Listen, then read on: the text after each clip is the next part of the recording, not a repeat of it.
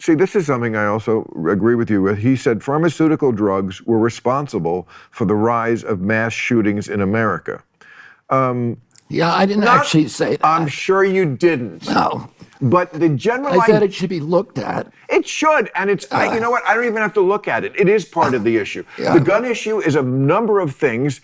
If people could wrap their head around more than one thing at once, yes, it's about too many guns and the Second Amendment. It's also about violence in movies and TV shows and seeing every fucking... Or how about video games? And video games. Yeah. But having a 12-year-old boy see every issue solved by way of a gun, no, that has no effect on it. And yes, the kids are on fucking drugs. They're on Prozac. Is that the main one?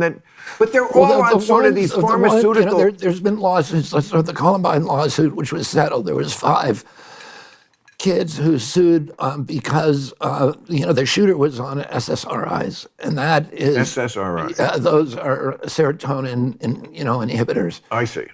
And those the serotonin inhibitors have black box warnings on them that says suicidal and homicidal ideation. Oh, it's not, so it's an obvious culprit. And Thank you for putting it. It's an obvious culprit that is treated in this paper as if it's an idea that we need to kill in the crib. Yeah. When it's not. It's okay. And there's a study out there that shows that 23% of mass shooters were on, SSRIs. Oh, correlation doesn't prove causation. No. It's not proof, but it's something that we should be looking at. And by the way, we're the only country in the world that uses this much, antidepressant SSRIs. And we've always had guns. I mean, when I was a kid, there were schools that I went to where we had shooting clubs, and the kids brought their rifles to school and practiced. So kids always had access to guns. Right.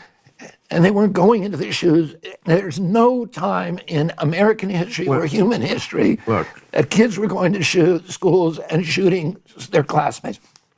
It happened, it really started happening coterminous with the introduction of these drugs, with Prozac and the other drugs.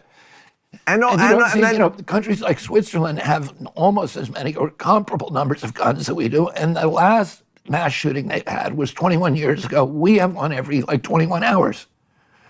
Oh, it's not. And then you also add in 2010, when everybody got a smartphone? Yeah. That is also, we've seen 1,000 articles about how it's rewiring the brain. Yes. So all these things are responsible, but it's. I guess the question for you. What NIH should be doing, because their portfolio is to protect human health, is to actually do real studies on this stuff, and they won't. They won't because they don't want to offend the big shots, the video game companies, the cell phone companies, the telecommunication industry, or the pharmaceutical industry. So they instead they don't, and that's why they won't study vaccines either. Vaccine safety or vaccine risk. Because they do not want the answer.